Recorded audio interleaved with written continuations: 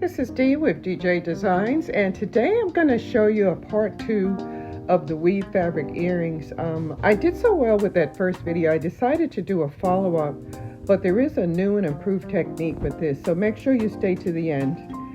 I do appreciate all of my subscribers. It did very well, and I got about 100 new subscribers, and I thank you for that. Stay tuned and I'll show you the new technique. Okay, basically I'm doing the same thing. I'm cutting the strips of fabric roughly about 1/2 inch, but this time I'm measuring the length of it so that they can be all the same length as the wood. I am using 3mm basswood, and this is the size that I chose to use. It's like 6x9, and I think that's a good size. I did another one with the pink and green because I'm doing something for the AKAs. I'm doing earrings, and I did this one, but I'm going to go over what I did because I wanted to practice just a little bit more before I go on camera and show everyone the new upgraded method of doing these weave earrings. The first time I did it, you know, just on a whim and not sure exactly how I'm going to do it. But now I think I did perfect the method of doing this, and I think it's going to be easier and more fun to do. So I chose the animal print, I chose denim, and I chose, this is my favorite. Apparently I have a lot of this fabric and I want to use it up, but the denim is like a primary color, so it'll be interesting to see how this comes out. Okay, all right, I will be back once I get all of the animal print cut. Okay, just like in my previous video I did with the first video tutorial I did with the weave fabric, I'm using the Aleene's Tacky Glue, and this is my go-to glue whenever I'm making earrings that has to do with fabric, and I'm just putting a thin coat for my first row. Okay, and I'm going to do an alternating, and I'm going to use my animal print, then I'll use the denim. This is going to be interesting, and then I'll use my other African print. It has the gold specks on it, and I'll show you what I'm going to do to even bring that out even more. So I want that to show, okay? And this is going to be my 3 alternating patterns that I'm doing. This is a much simpler way of doing this. And once again, I'm going to put the animal print, the denim, and this is not actual denim, it's like a lightweight denim fabric. I didn't want to use the actual denim because I thought it'd be too thick, so that's why I decided. I have so much fabric in my stash, and I found this, and you know, ironically, the receipt was still stuck on it when they cut it, and it actually was dated back to 2008. So that's how long I do keep my fabric, and it's time to recycle this fabric before I buy any more. So I'm going to finish this row and I'll be right back. Okay, I started doing the weaving. I wanted to see how that was going to look, and it does look pretty good. As you can see, these colors are really good, and I did cut all of the strips pretty much the same size this time, but what I'm going to do is just, you know, roughly trim the edge. You know, when I'm working with it, I won't have too long a length to fold over, but something like that. Okay, all right, I did the first row and every other one, and it's usually the last one that has the strip over the fabric, and you just lift it up. As you can see, the strip is over the fabric. It's fairly simple. Over the fabric. This is very visible, this one. And it's usually, well, it is every other one, okay? All right, so I'm gonna keep that flat. And with this new method, what I decided to do was to just put a dot of the Aleene's Tacky Glue on the strip as well as the board, okay? This way here, it will keep the strip that you folded over, and also it's a placeholder for the new strip, which I'm going to be placing down. You might not need that much glue, but I also have a silicone brush I was experimenting too. You can, if you want, you can spread it with the silicone brush, but I didn't find anything significantly different when I used the brush, so I'm going to continue to just keep dotting it like that, okay? All right, once you get your strip down, you want to get your Aleene's Tacky Glue and just put a small dot of everywhere the fabric is going to be laid down, okay? And in addition, just put a small dot after it, so when the fabric is folded over, it adheres to the wood like this, if you can see that. And keep the strips as close together as possible so that you don't have any exposed wood. And this glue dries clear too. In addition, we're going to put a coat on top. It's going to be some type of epoxy coating, but I'll show you what else I'm going to do that's different from the other one. And see how that lays down so nicely?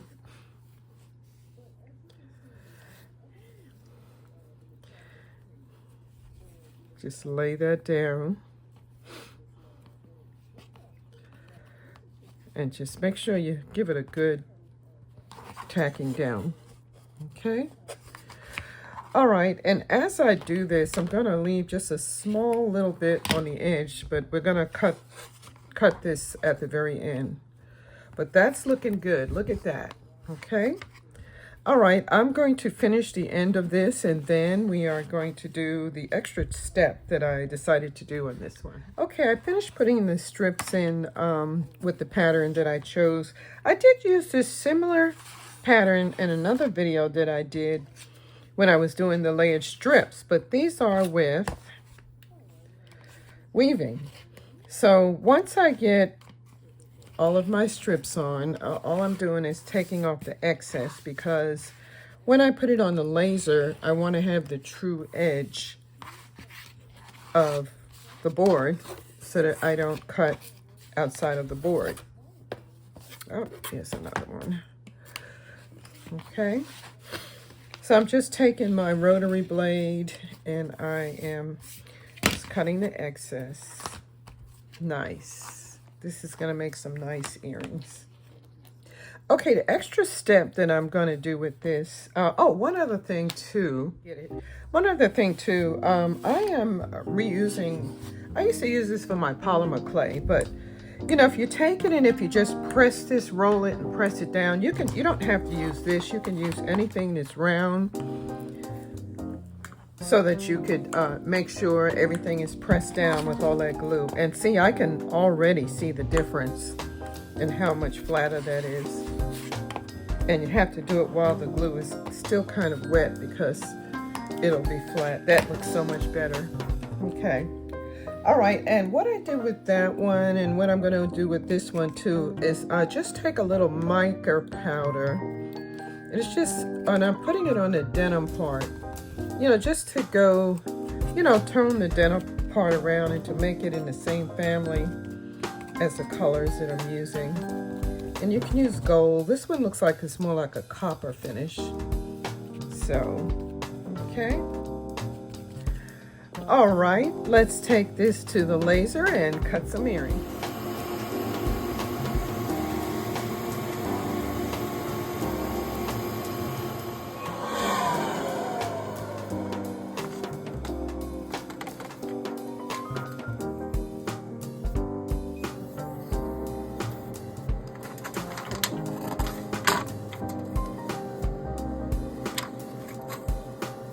I got all my earring blanks cut, and I'm just going to show you a few of them. These are new shapes that I cut, and I cut it just for the weave look. So I think what I'm going to do is just do black, and I'll use my skewer stick. I'm going to do black in the back because the sides I'm going to paint gold, so it'll have a little contrast to it. But I'm using, this is my favorite paint because you really only need one coat. It's the Multi-Surface Black Satin by Folk Art. Okay. And I'm just putting the skewer in the hole to keep it still. And just, you know, using a nice soft brush to paint the backs. Okay. All right, and I think I'll do the denim ones as well. I'll paint it black and see how that comes out. I'll get these painted and I'll be right back. Okay, before I paint the sides, and probably I should have done this step first, but I'm going to just do one pair with the UV resin because I want to use the two-part resin. So I just want to do this for demonstration purposes. And the rest of them I'm going to be doing in the two-part resin, which I will show you tomorrow just to see if there's a difference. But my favorite is a two-part resin. I use the Let's resin. That's been really good to me. It's the first one I learned how to use, and I was very pleased with it. So I'm just doing a small first coat, and then I'm going to go back and do my second coat. Okay, I'm doing my second coat with the UV resin. Typically, I do that first coat so that some of the resin won't sink into the fabric. And, you know, basically I want to get a dome effect for this, but I will be doing the other earrings in the two-part resin, and I will show you that towards the end of the video. But I just want to show you right quick, there are two options. And this is the way if you're in a rush, but you're still going to need a couple days to let it fully cure. Even though you have it under the UV light and it feels like it's cured, you still need a couple days before you start touching it too much because it'll leave smudges and fingerprints on them. And I'm making sure I get it all the way to the edge. I use this skewer stick because it does help spread the UV resin toward the end. And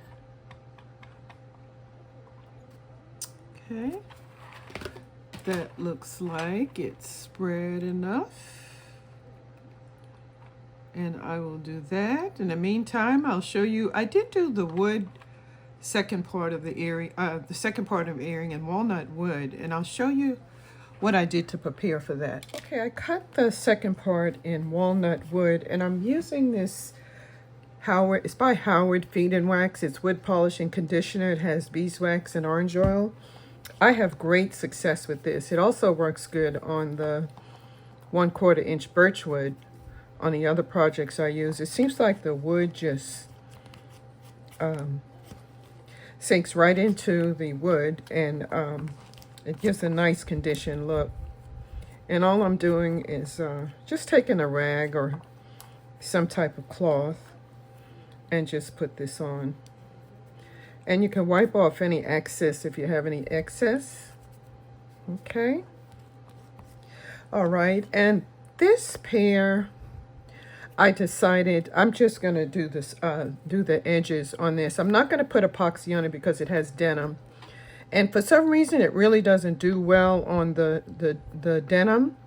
But this is like fabric denim, so it is a little bit different. And it does have the shimmer in it, and it has the mica powder. And this one looks much better. But I'm going to do this with the two-part resin. Okay, I'm going to paint the sides.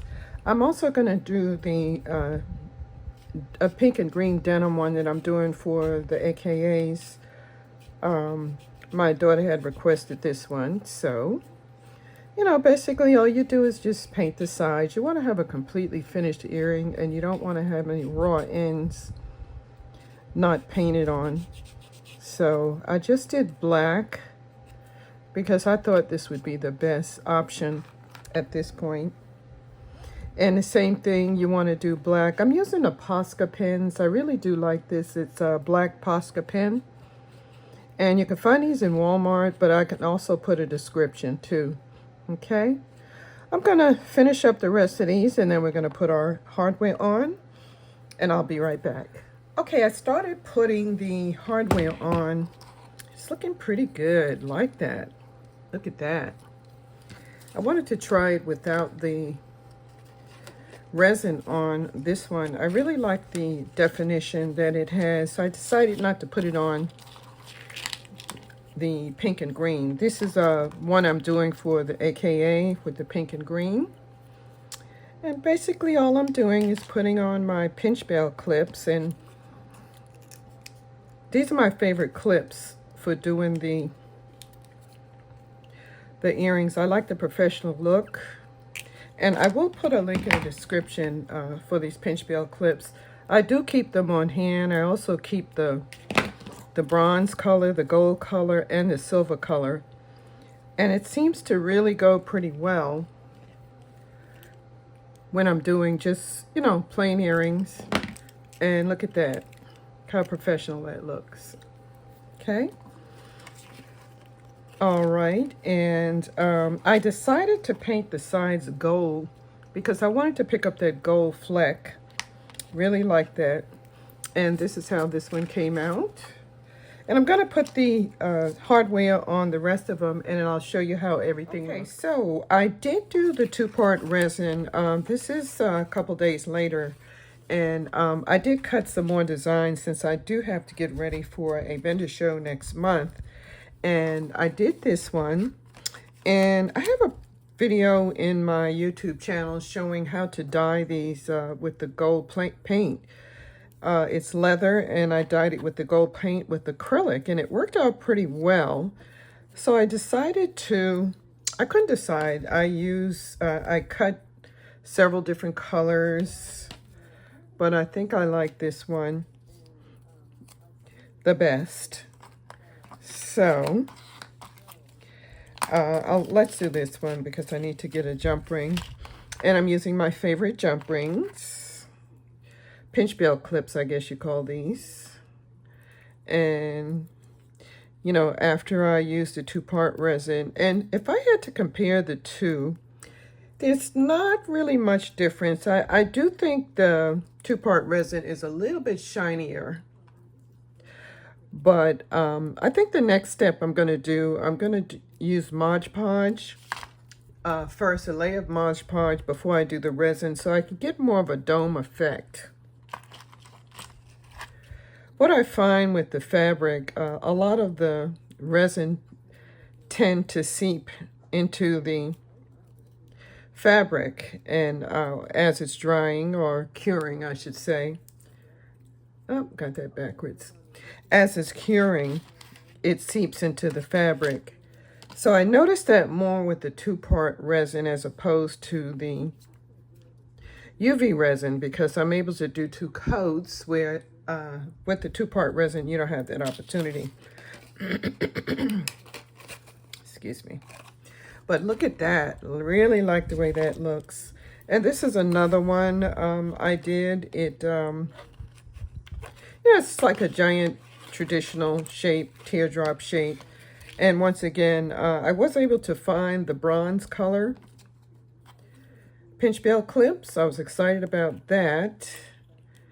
And I decided to use this instead of the gold ones. I am running low. I need to actually purchase some more. But look at that. Look at that effect. Okay. Alrighty. I think that is all I did. And this is how they look. And stay to the end because I am going to put these on my AI models, and they will be modeling the earrings. And I do have these shapes available too. If anybody's interested in these shapes, they will be on my website. Okay. Okay, this will conclude my follow-up video for the weaved earrings that I had done earlier this week. Actually, it did so well, I decided to do a follow-up video. And if you have any questions, of course, put it in the comments. I appreciate you watching, and I appreciate all the new subscribers. The previous video did so well. I couldn't believe it. So, okay, if you haven't already subscribed, please subscribe. And I will see you in the next tutorial.